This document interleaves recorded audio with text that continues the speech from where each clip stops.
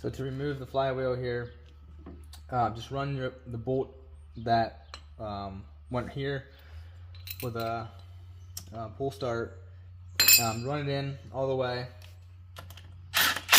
and then flywheel puller, if you have it on hand, it'll work great. I already pulled it off, but I'm going to show you guys just for sake of showing you how to do it. Thread that on, and then all you got to do is just run this in against the bolt, and it pulls the flywheel right off. Like I said, I already did it, but I'm showing you just for just to know how to do it yourself.